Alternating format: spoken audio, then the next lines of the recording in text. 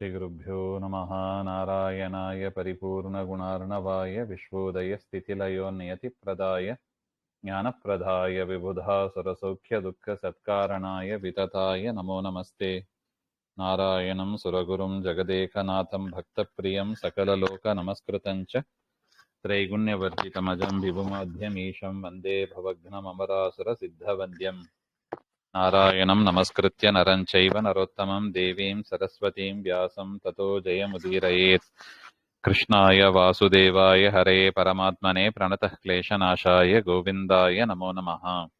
ಶ್ರೀಗುರುಭ್ಯೋ ನಮಃ. ಶ್ರೀಮನ್ ಮಹಾಭಾರತ ತಾತ್ಪರ್ಯ ನಿರ್ಣಯ 4ನೇ ಅಧ್ಯಾಯದ 26ನೇ ಶ್ಲೋಕ. ಸಮಧ್ಯತಸ್ತತ್ ಪ್ರವಿಭಜ್ಯ ಲೀಲಯಾ ಯಥೇಕ್ಷುದಂಡಂ ಶತಮನ್ಯುಕುಂಜರಃ ವಿಲೋಕಯನ್ ವಕ್ತ್ರಮೃಷೇರವಸ್ಥಿತಃ ಸಲಕ್ಷ್ಮಣಃ ಪೂರ್ಣತನುರ್ಯಥಾ ಶಶಿ.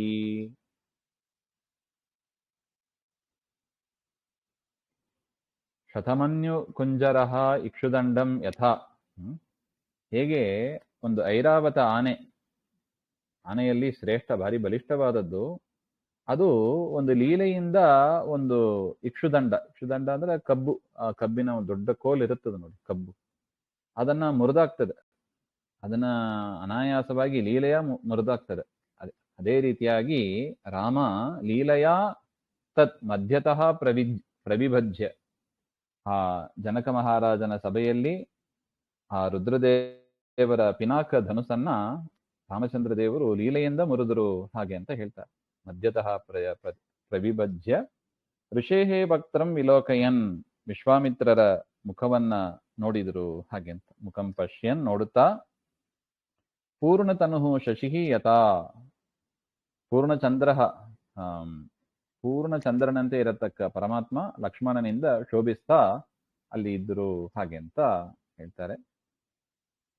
27. ತಮಬ್ಜನೇತ್ರಂ ಪೃಥುತುಂಗವಕ್ಷಸಂ ಶ್ಯಾಮಾವದಾತಂ ಚಲಕುಂಡಲೋಜ್ವಲಂ ಶಶಕ್ಷತೋತ್ಥೋಪಮ ಚಂದನೋಕ್ಷಿತಂ ದದರ್ಶ ವಿದ್ಯುದ್ ವಸನಂ ನೃಪಾತ್ಮಜ. ಆ ಸಂದರ್ಭದಲ್ಲಿ ರಾಜಪುತ್ರಿಯಾದ ಸೀತೆಯು ಅಬ್ಜನೇತ್ರಂ, ಕಮಲದಂತ ಕಣ್ಣುಗಳುಳ್ಳ, ವಿಶಾಲವಾದ ಉನ್ನತವಾದ ವಕ್ಷಸ್ಥಲವುಳ್ಳ, ಶ್ಯಾಮವರ್ಣ ಸುಂದರನಾದ, ಚಂಚಲವಾದ ಕುಂಡಲದಿಂದ ಶೋಭಿಸ್ತಾ ಇರತಕ್ಕ ದಿದೀಪ್ಯಮಾನನಾದ,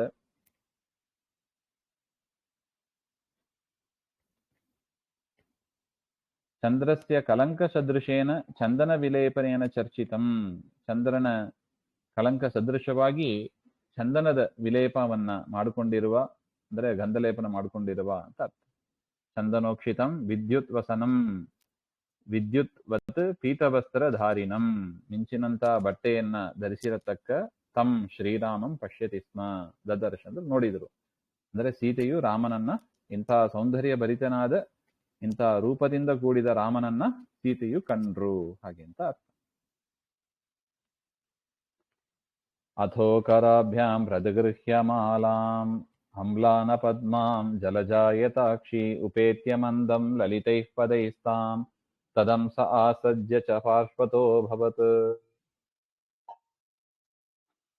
ಅಥ ನಂತರ ಜಲಜಾಯತಾಕ್ಷಿ, ಕಮಲದಂತ ಕಣ್ಣುಗಳುಳ್ಳ ಆ ಸೀತಾಮಾತೆ, ಕರಾಭ್ಯಾಂ ಅಮ್ಲಾನ ಪದ್ಮಾಂ ಮಾಲಾಂ ಪ್ರತಿಗೃಹ್ಯ, ತನ್ನ ಕೈಯಲ್ಲಿ ಬಾಡದೇ ಇರತಕ್ಕ ಕಮಲದ ಹೂವಿನ ಮಾಲೆಯನ್ನ ತೆಗೆದುಕೊಂಡು, ಲಲಿತೈಹಿ ಪದೈಹಿ, ಸುಂದರವಾದ ಪದಕ್ರಮದಿಂದ, ಮಂದಂ ನಿಧಾನಕ್ಕೆ ರಾಮನನ್ನ ಹೊಂದಿ, ತದಂಸೆ ಆ ಪರಮಾತ್ಮನ ಕೊರಳಲ್ಲಿ, ಆಸಜ್ಯ ಆ ಮಾಲೆಯನ್ನ ಹಾಕಿ, ಪಾರ್ಶ್ವತಃ ಅಭವತ್ ಆ ರಾಮಚಂದ್ರನ ಪಕ್ಕದಲ್ಲಿ ನಿಂತುಕೊಂಡ್ರು ಹಾಗೆ ಅಂತ.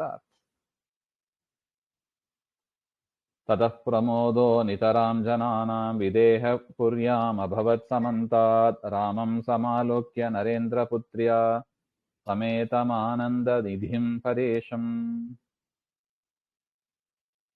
ತತಃ ನರೇಂದ್ರ ಪುತ್ರ್ಯ ಸಮೇತಂ ಆನಂದ ನಿಧಿಂ ಪರೇಶಂ ರಾಮಂ ಸಮಾಲೋಕ್ಯ,